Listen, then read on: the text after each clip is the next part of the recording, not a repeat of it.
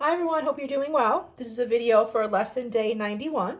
So this is the first lesson of our sequences unit, which is actually a unit I usually do before statistics, but as you know I did switch them this year, so that's why the numbers are a little off and we're in the 90s and not the 100s. So the other thing too is that your sequences unit is actually going to be the last unit I teach you this year. Woo! So congratulations, made it to the last unit. There'll be a few things here and there, some new things that I teach you, basic lessons and stuff, or little mini lessons, but this is the actual last full unit. So yay! All right. So I had you watch the Learn Zillion video just so some of this made a little bit more sense before we started. But as normal, if you have any questions, please reach out to me. But here we go. All right, so let's start sequences. All right, examine the following series and fill in the next 4 terms. So we have 1 to 3, 3 to 5, 5 to 7, and 7 to 9. And hopefully you could see the pattern that you are adding to. So continue to do that. If you add 2, you get 11. Add another 2, you get 13, 15, and 17. So to get from one term to the next, we must add 2. And you can keep showing that if you'd like to show that. This is called a linear function. Again, this is what you learned in that video. And that is because we add the same number repeatedly. Okay, that's going to be really, really important for this unit. Anytime you see that you are adding a number, you have to know that automatically that means a linear function. If I tell you something is linear, then you have to tell me that, oh, it was linear because you had to add the same numbers. So that's going to be really important. Okay, your term number is your x, and the value of the term is y. So for example, because that is a little confusing, using this chart, what is, let's do the third term. So basically it's asking you, in normal terms, what is y when x is 3? So the third term, these are your terms. So what is the value of y when x is 3? Well, when x is 3, y is 5. So that would be the answer. So third term, the value is 5. Okay. I guess we have to fill these in. And I also want to show you that if you add 2 each time, okay, if you find the difference, let me say it that way. If you find the difference of each of these, they're all going to be 2. Now, if you can remember back, so I know it's a long time ago, but in March when we did our functions 2 unit, and I had you look at a table, and I had to say to do the common difference. I don't know if you remember that. You have to do on your test too. And if the common difference was all common or the same on the first trial, remember that was linear because it's like x to the first. So this is linear because you're adding all the same numbers. So everything's going to kind of be, everything's going to be related in this unit. I'm going to go a lot back to your functions and a lot back to your graphing.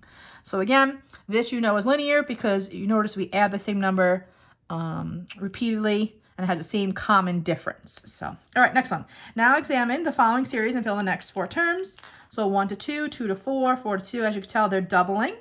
So that'll be 32, 64, 128, and 256. So it's all doubling, which means multiply by 2.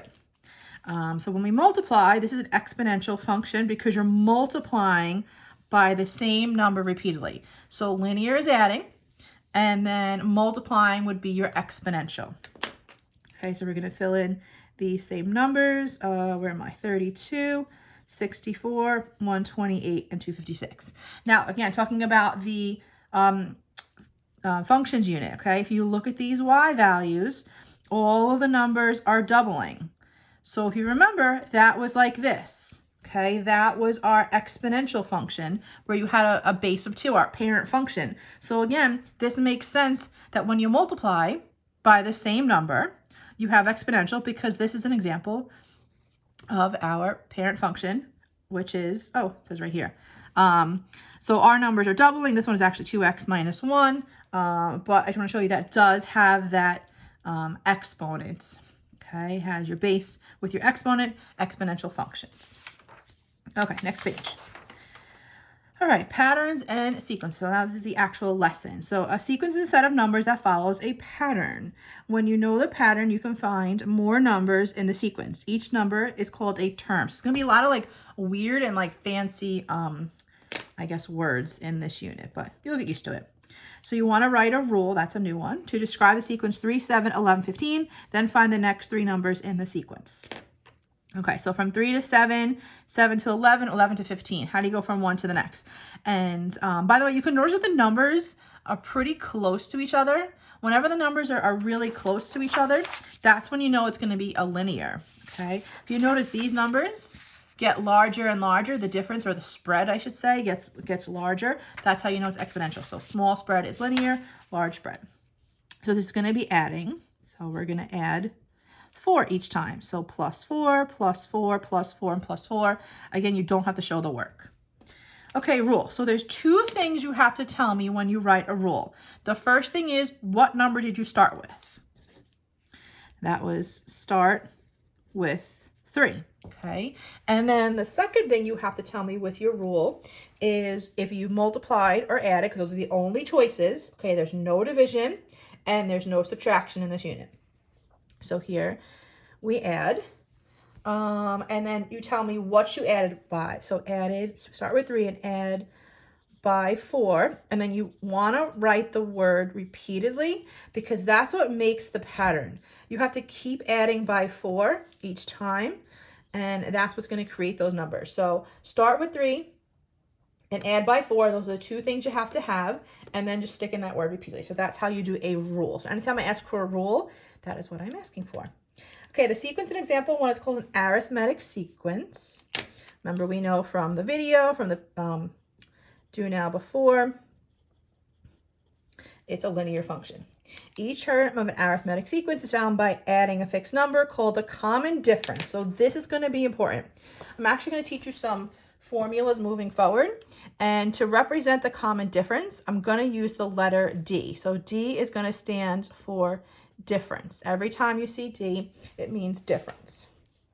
Okay, and a little trick. If you cannot figure out the difference, okay, if you can't figure out the difference, you want to subtract the second term by the first term. Okay, so what does that mean? If you cannot figure out how to go from 3 to 7, you take 7, which is the second term, and you subtract the first term, and you will get the common difference. So whenever you are stuck, just try that, and it will always work. Okay, so what is the common difference? Let's start writing it the Regents way. We're going to write D equals 4. That means the common difference, what you kept adding by, is 4. Okay, the common difference in a sequence may also be negative. And here's where it gets a little tricky. For example, in the sequence 25, 22, 19, 16, blah, blah, blah, the rule, okay, so we're going to start with 25. Now, you would normally tell me to get from one next to the next number, you subtract 3, subtract 3, subtract 3. So here's what's a little tricky. There is no subtracting for sequences. Arithmetic sequence is only for adding.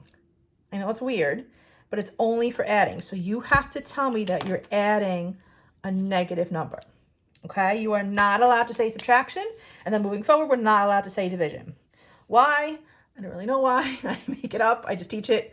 But adding is going to create linear, and multiplying is going to create exponential. All right, so we did that. All right, moving on. So find the common difference. So again, D equals arithmetic. So notice too, even though they're using the word difference, which normally means subtraction, we are only talking about addition. All right, so let's see. So, and then we want to find the next 3 terms. So 3 to 4, 4 to 5, I think you can kind of see the common difference is 1. 8, 9, 10 are the next 3 numbers. 6 to 4, 4 to 2. So again, in your minds, you would think subtracting 2, but you're really adding a negative 2. Okay, you're adding a negative 2. So it's negative 4, negative 6, negative 8. All right, common difference, we're subtracting. So it should be negative, right? Anytime the numbers get small, it should be negative. It looks like it goes down by halves, I think. So 7, 6 1/2, and 6. All right. Example 2, on the first day of school, 4 students came to extra help. On the second day, 12 students came. Oh boy. So we have 4. Oh, they started writing it for us. So 4, 12, 36, 108, 32. So if you notice, see how spread out these numbers are? They're not close together like these. That is always your hint that it's going to be geometric. And you're going to have to, in the future, tell me if something is arithmetic or geometric. And that's a great way to figure it out. So we want to do a rule and the next 3 terms. So I know that it's going to be geometric. So I know I have to think multiplying. So 4 times what is 12? 12 times what is 36? And it has to be the same number. So hopefully you figured out that it is 3. So we're going to start with 4. Okay, remember, you're going to tell me what you start with. That's how you do the rule. The second thing is now you want to tell me what you multiply. So multiply by 3. Okay, and don't forget the most important word. That most important word is repeatedly, because that's what keeps the pattern going. So if I multiply this by 3, I'm going to get 972, 2916, and 8748. All right, and then here how we had a common difference and we use the letter D, we're going to have a common ratio, and we're going to use the letter R. Okay, so we're going to be using the letters D and R a lot in this unit. I might even say that on this page. I might have went a little too far. Okay. All right. The sequence in example 2 is a geometric sequence. Each term of a geometric sequence is found by multiplying the previous number by a fixed number, previous term by a fixed number called the, oh, there it is, common ratio. Okay. So again, when they say fixed number just means the same number. And here's that common ratio. So we're going to use the word, or excuse me, the letter R. Okay, and then just like there was a trick for figuring out the difference here, like if you weren't sure, you take the second number and subtract it by the first. So, you know, do the opposite than what you're supposed to do, opposite than adding. You can also do that here. Okay, so if I was not sure what I have to multiply by here to get to the next number, you just do the opposite. Take that second number, do the opposite operation, which is dividing by the first number. So 12 divided by 4 is what? And that is 3. And that trick will always work. So that's a good trick to know. So if you cannot figure out the ratio, you want to just divide. So again, I'm doing the opposite operation of what the sequence normally is. Divide the second term by the first term. Okay, and that will always work. So again, let's say I didn't know what 1 times 3. Oh, this is kind of hard to figure it out, but that's okay. Too easy to show you, but that's okay. So if you're not sure, you take that second number, you divide it by the first number. 3 divided by 1 is 3, which means the ratio should be 3. Okay, so we're just figuring out the common ratio in here. Okay, so something like this gets a little tricky because, again, you cannot tell me dividing. You would normally tell me 100 divided by 10 is 10. But because it's a geometric sequence, geometric is only multiplying. So you have to think 100 times what? Get you 10, and that's 110. So basically, whatever you divide by, right, which would have been 10, just do the reciprocal. So take the fraction and flip it, and you would get that answer. So I don't know if that helps, but if not, just do it on your calculator. You could do that 10 divide, so the second number divided by the first number, and you get 0.1, and then you just change that to by pressing alpha y equals, and you want to change it to a fraction, number 4, and you get your 1/10, because the answer will always be a fraction. I don't think I've ever seen it as a decimal. Okay, here, again, geometric, what you're multiplying by, what is the ratio? Everything is just doubling, so that is going to be 2. Okay, practice. Write a rule to describe each sequence, then find the next 3 terms. So hopefully this has been not too bad for you so far. Sequences are very different. It's definitely more algebra. Okay, so you have to look and decide which type it is. Some of these are going to be arithmetic and some are going to be geometric. So 3, 6, 12. So here's how I always start. I start with arithmetic, okay? So 3 plus 3 is 6. So now I know my difference is 6. So I'm going to test it out. Does it work for the next one? 6 plus 3 is 9. Well, is that number 9? No, it's not. It's 12. So I know arithmetic is no good. So now I go to geometric. All right, 3 times 2 is 6. So my ratio is 6. Let me test it out. 6 times 2 is 12. Yay, 12 times 2 is 24. There we go. I found out that this one is geometric because I am multiplying. So I'm going to start with 3. Remember, always tell me what we start with. And multiply, right? Geometric has to multiply by 2. And then don't forget that repeatedly word. So your ratio is 2. So if I multiply, I get 48, 96, and 192. All right, 24 to 21. Again, I always start with arithmetic. You don't have to if you don't want to. I would normally subtract 3. Okay, 21 minus 3, is that 18? Yep, 18 minus 3 is 15. So I found that this is arithmetic. So I'm going to start with my first number, 24. And here's the tricky part. You can't tell me subtraction. Okay, arithmetic, think of A with A. Oh, that's good. A with A, you have to add. So add by -3 repeatedly. So your difference is -3. So 12, 9, and 6. All right, one more. So 625, 125. You can kind of already tell that that's going to be geometric because those numbers are so spread out. So again, you would normally be dividing by 5. Divide by 5, divide by 5. But this is geometric and has to multiply. So instead of dividing by 5, you multiply by the reciprocal, which is 1/5. Again, if you're not sure, you just do this on your calculator and it will help you figure it out. Do 125 divided by 625, get the decimal, and then just convert it. So start with 625 and multiply by 1/5 repeatedly. So your ratio is 1/5.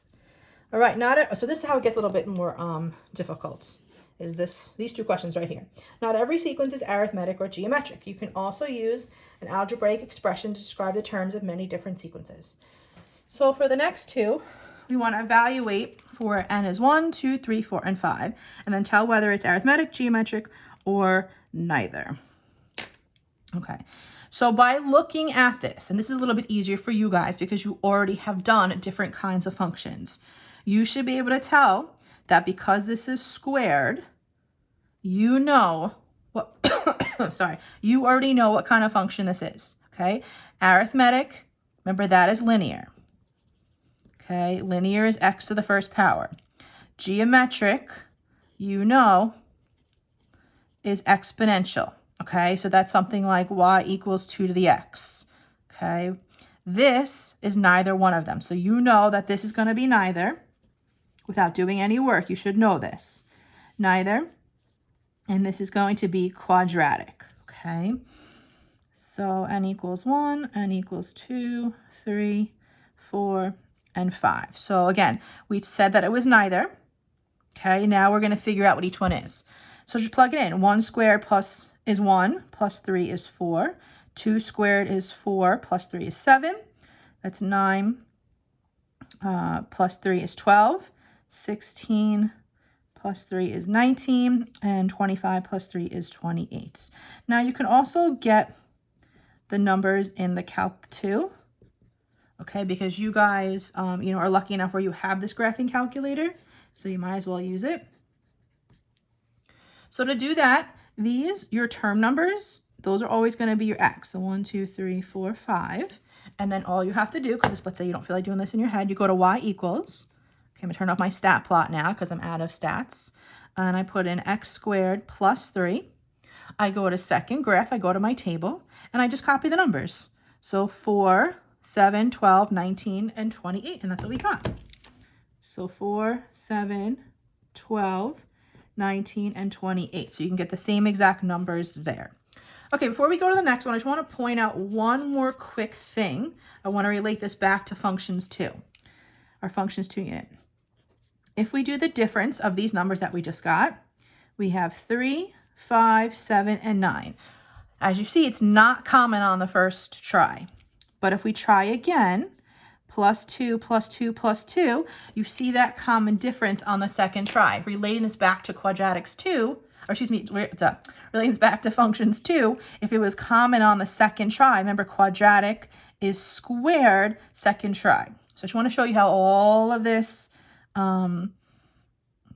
is going to be related in this unit. It's going to be related to a lot of other stuff we have done. Okay, next one, 5n plus 8. So hopefully you could already tell n to the first power, because your exponent is to the first power. That means it's going to be linear. Because it's linear, it means it's arithmetic. So arithmetic, which is linear. So now we want to figure out where n equals 1, 2, 3, 4, and 5. I guess right away I'll show you the table on this one instead of doing it by hand. 1, 2, 3, 4, and 5. So just to show you how just to show you how you don't have to actually do work. So this was what? 5n plus 8. So 5x plus 8. And we're starting from term number 1. So I should have 13, 18, 23, 28, and 33. So again, if you did not feel like putting in the numbers, go right to the calculator, which hopefully you all have. If you don't have your calculator, please reach out to me. And then you can see that you have those numbers.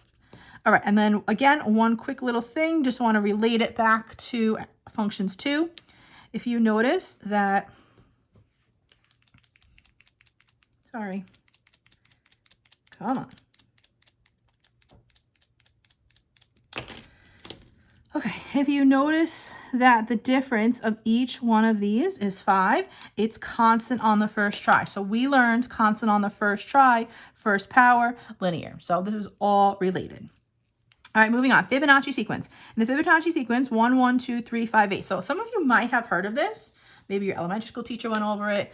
It's kind of a cool sequence, so everyone always usually brings it up. You can find each term after the first 2 terms by adding certain terms together. Find the pattern and use it to write the next 3 terms. So I don't know if anyone has ever heard about this. Okay, how do I get from 1 to 1, 1 to 2, 2 to 3, 3 to 5, 5 to 8? Any guesses on how to do this? Okay, so to get the Fibonacci sequence, this is what you do. Add the 2 previous terms together to get the next term. Okay, what does that mean? To get, really I can only just start here. To get the number 2, okay, I take the 2 numbers that are before it and I add them together. Okay, so 1 plus 1 gets you 2. Okay, 1 plus 1 gets you 2. Now, if I take this number and I do 1 plus 3, that's going to get me, 1 plus 2, so that's going to get me 3. Now, if I take these 2 numbers, 3 plus 2, it's going to get me 5. Okay. How did I get 8? Well, I did 5 plus 3. So it's like it's almost like cumulative frequency kind of. So 1 plus 1 is 2. 2 plus the 1 and before it is 3, which is 1. 3 plus 2 is 5. 5 plus 3 is 8. 8 plus 5 gets me the next number. That is 13.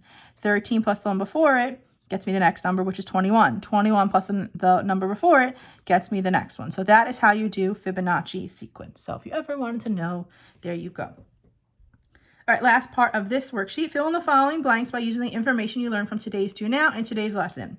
Arithmetic sequence always results in a linear function. Okay, remember you have that common difference. We use the letter D, and that's going to give you a line. That does not really look like a straight line. All right, where your geometric sequence is going to be your exponential. That always happens. And we're going to work with a ratio, and that will look like that.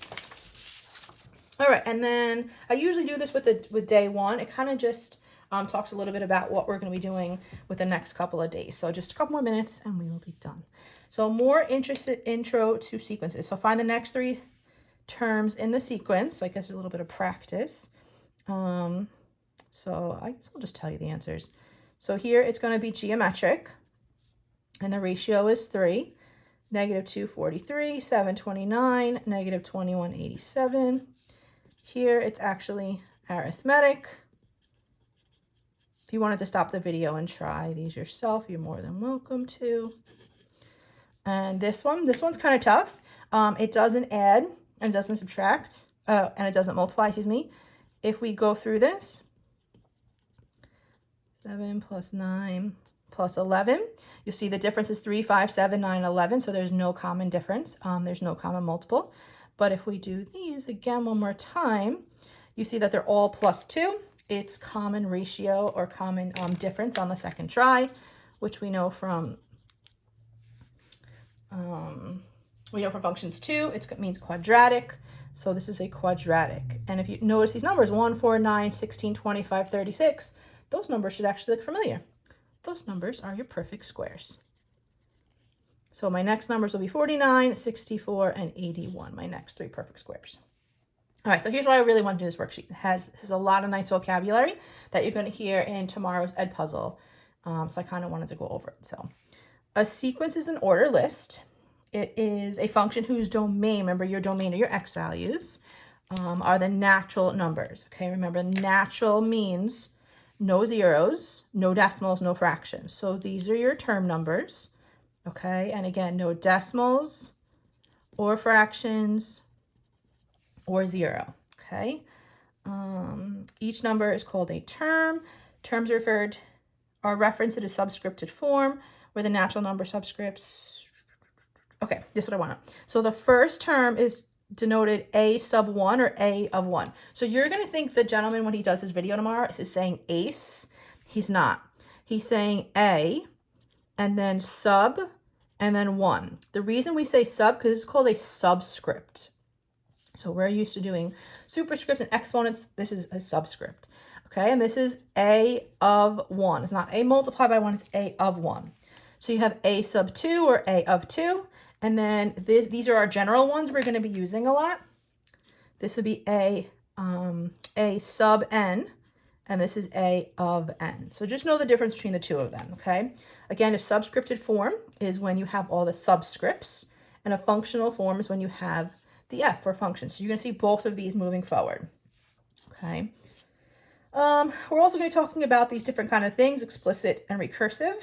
Explicit will do for the next 2 days, and then recursive will do for the day after. So this is going to be all about formulas and plugging in. It's definitely a lot more algebra than anything else.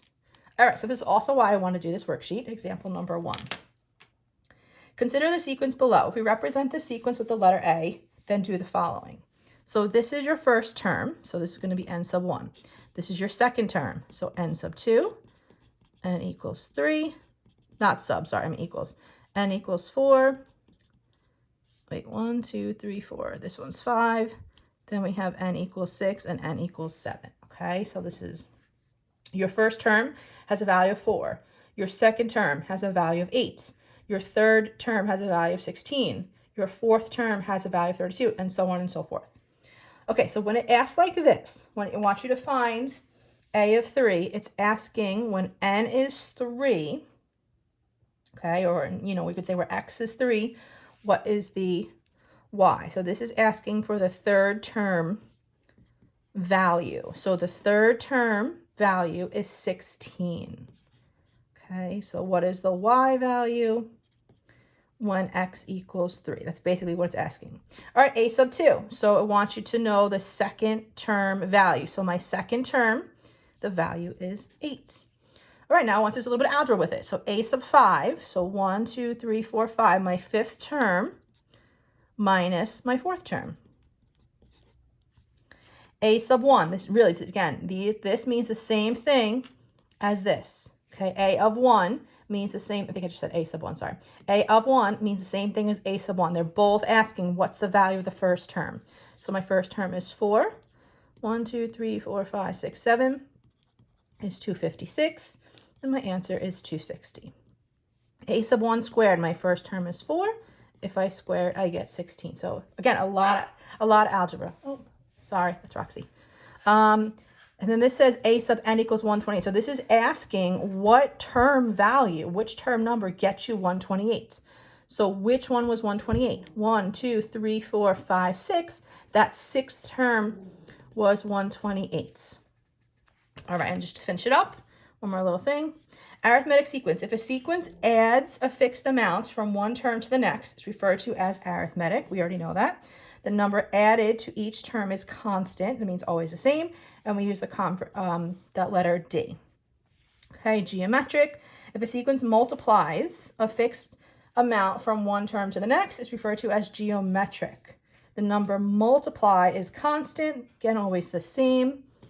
And we say that's a common ratio. All right, last point I want to go over. Why do we not connect the points? In your first video that you watched today, went over this. So I had told you guys this word a long time ago. When you had a graph that was dots, it's referred to as something that also begins with D, and that is discrete. Okay, so these are going to be discrete graphs. Remember, D with dots. And the reason we don't connect the points, it's only those specific terms.